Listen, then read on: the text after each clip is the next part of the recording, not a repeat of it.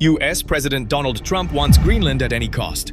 He says he might get Greenland the hard way, possibly through military action. This would be an attack on NATO territory and against close partners. Why is he saying this? And what would be the consequences of a US attack?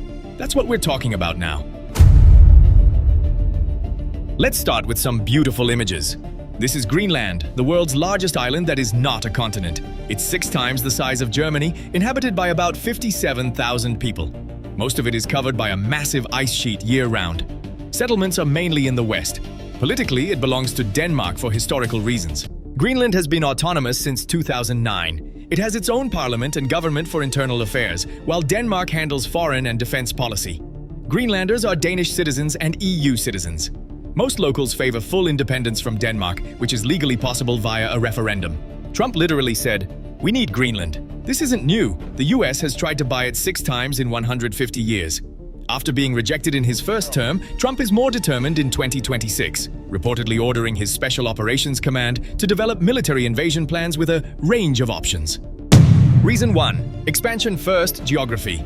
Greenland is part of North America. If the US took control, its territory would grow by over 20%.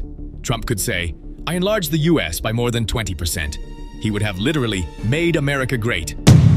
Reason 2. Strategy second. Strategic utility. Greenland acts as a buffer.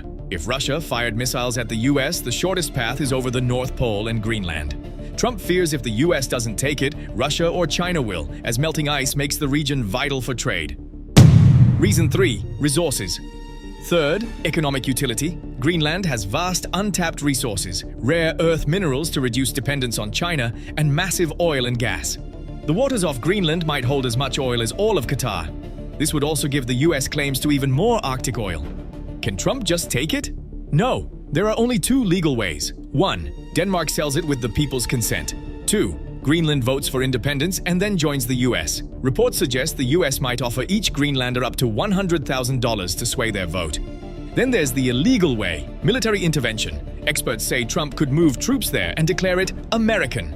Greenland has no army and Denmark's presence is weak. It might even be handed over without a fight. Denmark would go to the UN, but the US has a veto. Regarding NATO, Article 5 says an attack on one is an attack on all. While it's meant for external threats, it could theoretically apply here. However, it requires a unanimous vote, which the US would block. The EU has a similar defense clause, but its application to Greenland is unclear.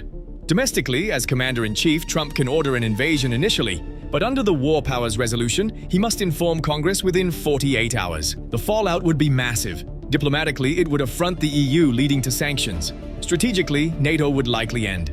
Trust would be destroyed, potentially ending US. Bases in Europe, like Ramstein in Germany. Is an attack likely? Trump hasn't ruled it out, but Marco Rubio says they prefer a purchase.